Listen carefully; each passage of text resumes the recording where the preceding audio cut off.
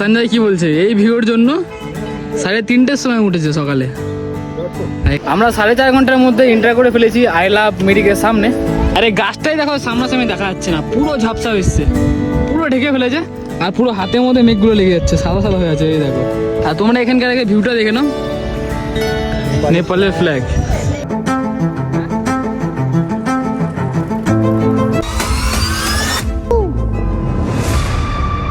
Good morning আরিজিয়াং, তোমাদের সকলকে স্বাগত জানাই আবার একটা নতুন ব্লগে। আজকে আমরা যাচ্ছি গুফা পাতাল সেকেন্ড টাইম।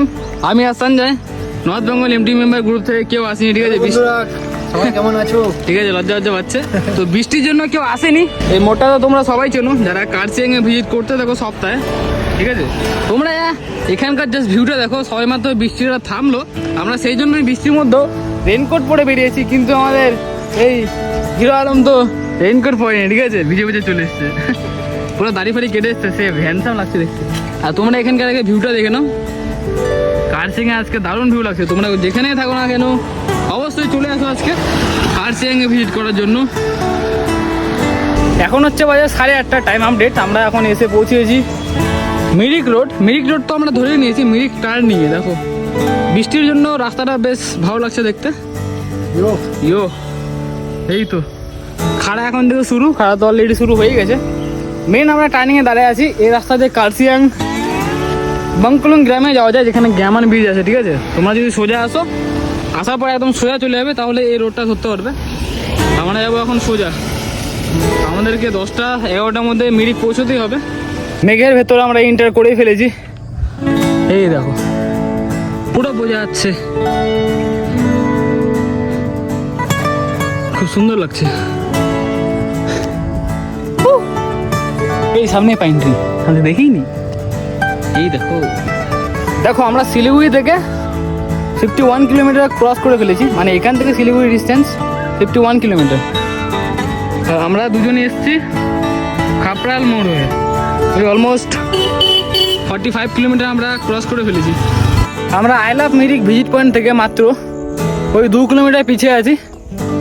ওয়েদারটা জাস্ট দেখো, পুরো মেঘলা হয়ে এসছে, চারিদিকে ঢেকে ফেলেছে, ঠিক আছে? রোদ্দু কিন্তু উঠেছে, এই সাইডে হালকা হালকা বোঝা যাচ্ছে। আর প্রচণ্ড দেখো, এটা একটা টি স্টেট। 2 কিলোমিটার পিছিয়ে আছি আমরা আই লাভ মিরিকের থেকে। আরে গাছটাই দেখো সামনাসামনি দেখা যাচ্ছে না, পুরো ঝাপসা হচ্ছে, পুরো ঢেকে ফেলেছে। আর পুরো হাতের মধ্যে মেঘগুলো লেগে যাচ্ছে, সাদা সাদা হয়ে আছে। এই দেখো, মানে বুড়ো মানুষের মতো লোকগুলো। কেমন লাগছে? একদম এ বাবা, দেখা যাচ্ছে না এত সামনে। অ্যাডভেঞ্চার গাছ এটাই বলে। অবশ্যই তোমরা বাড়ি থেকে বেরো, তাহলেই বুঝতে পারবে। ঘুমোলে চলবে না, ঘুমালে আর বৃষ্টি কোনো রিজন দিলে হবে।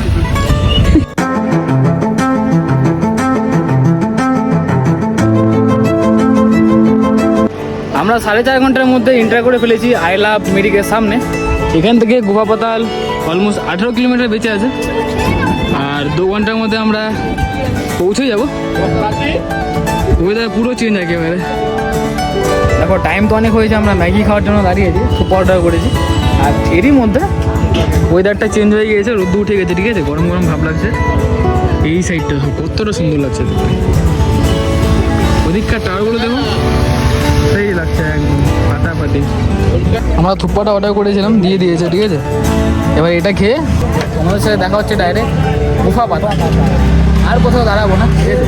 আমি গুফা পাতালে ফটাফট খেয়ে নিই। আমি গুফা পাতালে গিয়ে আগে দেখবো গুফা আছে না পাতাল আছে। চলো খেয়ে দিয়ে বেরোই। দেখো জাস্ট ভিউটা দেখো কত সুন্দর।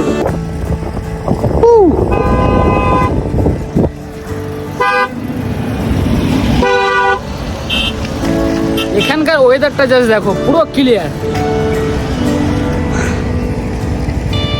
এই তো এগুলো হচ্ছে অ্যাডভেঞ্চার।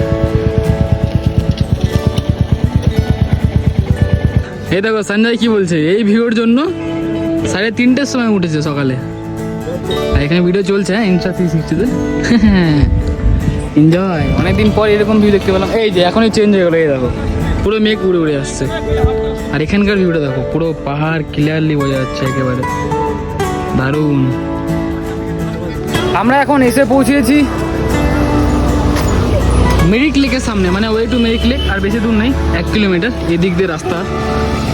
গুফা পাতাল যাওয়ার রাস্তা হচ্ছে 2টা, এক হচ্ছে এদিক দিয়েও যাওয়া যাবে, এক হচ্ছে এদিক দিয়ে হচ্ছে লং কাট হবে, তো আমরা এদিক দিয়ে যাবো। দেখো মাছগুলো দেখো, তেলাপিয়া সব আছে এ বাবা, মানে মুড়ি ফেলে দিচ্ছে দেখো, প্রচুর গিজি গিজি করছে একেবারে। মাঝখানে একটা ব্রিজ আছে, সেটা দেখা যাচ্ছে না ওয়েদার খারাপের জন্য। মাছ ধরা বলতে নিষেধ আছে। ওদিক দিয়ে ট্রেকিং করে হেঁটে হেঁটে ভালো, ওখানে আই লাভ মেডিক লেখা আছে। গাইজ আমরা সামনে পৌঁছে গিয়েছি গুফা পাতালের সামনে, ঠিক আছে। আর মাত্র গুফা পাতাল থেকে 3 কিলোমিটার আমরা পিছিয়ে। রাস্তা হচ্ছে আপ ডাউন। এই দেখো গাড়িও যে আসছে, লাইটিংটা বোঝা যাচ্ছে না, গাড়ির লাইটিং। দেখো আমরা এন্টার করে ফেলেছি গুফা পাতাল, সেই কাশ্মীরের মতো দারুণ একটা আপ ডাউন মাঠে। দারুণ লাগছে ভিউ পয়েন্টটা, কিন্তু এখানে পাইন ট্রিগুলো আছে শুধু দেখা যাচ্ছে না, মেঘের জন্য পুরোপুরি ক্লিয়ারলি বোঝা যাচ্ছে না। আর এই দেখো পার্টনারও আছে এখানে। হ্যালো টমি, তারাও তোমাদের দেখাই বন্ধু, এই দেখো বন্ধু বানিয়েছি দেখো, পুরো ভিজে গেছিল পুরো, দেখে যাচ্ছে বলে ধরছিস কেন, হ্যাঁ কোথার থেকে এসছিস, ইন্ডিয়া থেকে। ওয়েদারটা ক্লিয়ার থাকতো না, তোমাদেরকে পুরো পাইন ট্রিগুলো দেখাতাম কেমন লাগে দেখতে। আমি 2024 এসেছিলাম, তখনও এরকমই ওয়েদার হয়ে গিয়েছিল, 2025-এও এরকম, কিন্তু আমি একদম সামনে চলে এসেছি পাইন ট্রি। এই দেখো এনজয়। এই দেখো এখনো মেন ফুলের বাগানে এন্টার করিনি, ওখানে ঢুকবো। 20 টাকা করে টিকিট নেয়, ঠিক আছে। আমাদের নর্থ বেঙ্গল এমটিভি রাইডারের মেম্বার সঞ্জয় যে গ্রুপটাকে চালায়, দেখো পিছনেও লেখা আছে জার্সিতে, ঠিক আছে। তোমার ফেসটা দেখাও, হ্যান্ডসাম ফেস দেখাও দেখো কত সুন্দর লাগছে, মারাত্মক লাগছে। কারণ জানো পেছনের যে কুয়াশাগুলো দেখছো, এগুলো পুরো মেঘ, তবে হাতের অবস্থা দেখো, খুব সুন্দর লাগছে। যদি একটু ওয়েদারটা ক্লিয়ার থাকতো আরও দারুণ লাগতো পাইন ট্রিগুলো দেখতে, বাট কোনো ব্যাপার নয়। চলো টিকিটটা কেটে নিই। আরেকটা মাঠ আছে তোমাদের সেটা দেখাচ্ছি। আর সাইকেলগুলো আমরা এখানে পার্কিং করেছি, পুরো জায়গাটা এখন আমাদের। মাঠে আমরা দুজনই আছি, ঠিক আছে। ওটা কিনে নিই, মানে বলতে গেলে এখন আমাদের। চলো এখন ভেতরে ঢুকি। এই দেখো এত দূর জার্নি করার পর, এতটা পরিশ্রম করার পর তুমি যখন এই ফাইনালি মেন ডেস্টিনেশন পৌঁছাবে না, খুব আনন্দ লাগে, তাই তো। একদম আমরা ভেতরে ঢুকে পড়েছি ফুলের বাগানের ভেতরে। এখানে লেখা আছে আই লাভ নেপাল। এই দেখো সবাই ফটো তুলছে, এবারে গিয়ে আমরাও তুলবো। ওয়েদারটা এখনো ঠিক হচ্ছে না, আর ফুলের বাগানটা একটু ঘুরে তোমাদের দেখাচ্ছি। চলো কী কী ফুল আছে সেগুলো দেখছি। আর ইনি তো ক্যামেরা অন করে রেখেই দিয়েছে, নেপালের ফ্ল্যাগ।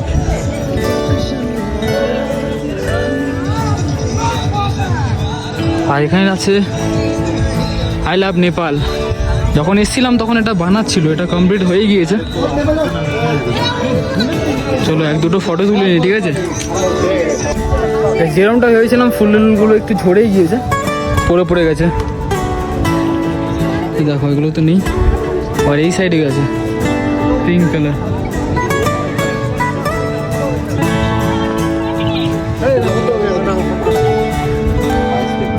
পাইন ট্রিগুলো বোঝা যাচ্ছে, সেরকম একটা নয়।